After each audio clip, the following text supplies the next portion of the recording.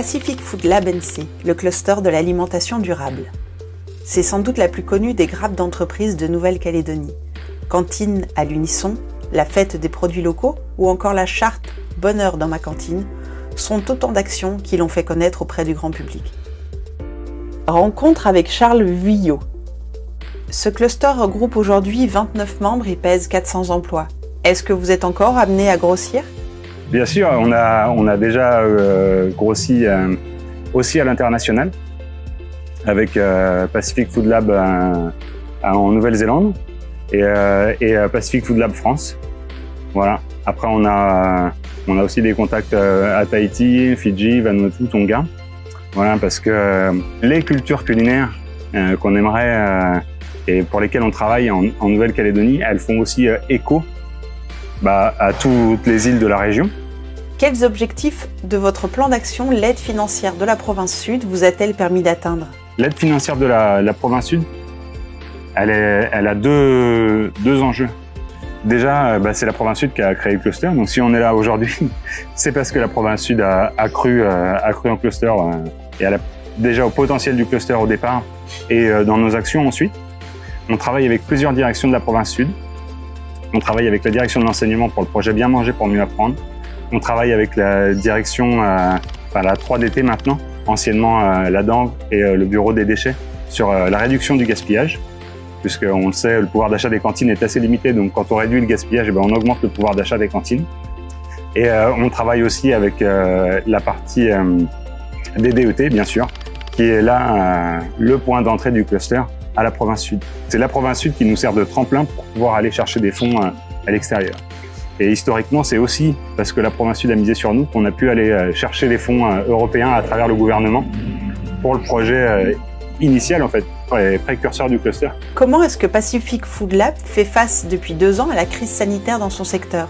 Avez-vous dû vous réinventer?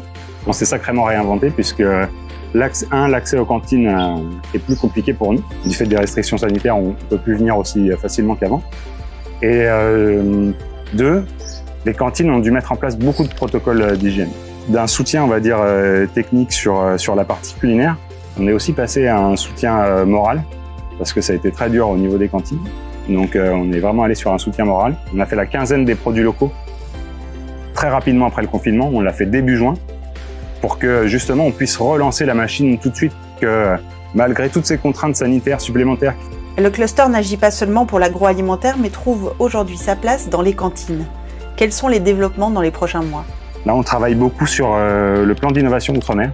Voilà. Et là encore, c'est grâce à la province Sud qu'on peut travailler sur ces plans-là, puisque c'est la seule collectivité qui finance, on va dire, l'amorçage, c'est-à-dire le travail nécessaire pour répondre à des appels à projets nationaux ou européens. Aujourd'hui, il y a 53 unités autonomes de production, ce qui représente plus de 260 réfectoires sur le territoire qui participent à nos actions. Et en partant de ce débouché qui est structurant, c'est à peu près 60 000 élèves qui mangent à la cantine tous les jours. C'est plus de 2 milliards d'argent qui sont injectés dans le système alimentaire en partant de la cantine. Donc, on va travailler donc sur le bonheur sur ma cantine, le bonheur dans ma cantine, la fameuse charte dont vous parliez, pour fédérer et organiser ces chefs, en faire une communauté. On travaille sur mange bien, jette moins, voilà, donc réduction du gaspillage. 10 millions CFP d'économie aujourd'hui sur 5 cantines. Il y en a des cantines du secondaire, je crois qu'il y en a 22 en province Sud de mémoire. Donc il y a encore du potentiel de développement. On travaille sur bouge ton bassin, c'est les circuits courts. Comment ces économies réalisées grâce au gaspillage peuvent être réinjectées dans l'achat de produits locaux. C'est bien manger pour mieux apprendre, voilà, un projet d'éducation à l'alimentation. Et pour matérialiser tout ça, c'est 2 événements. Le premier, qui va se tenir la dernière semaine de juin, il y a Cantine à l'unisson. Donc là, voilà, une 50aine de cantines qui participent à l'unisson pour les produits locaux, pour la transition alimentaire. C'est un projet qui se fait nulle part ailleurs dans le monde. Nulle part ailleurs, les cantines ne se regroupent ensemble à une échelle aussi importante. Et la fête des produits locaux. Donc comment redonner du sens et entre guillemets une sacralité à notre alimentation.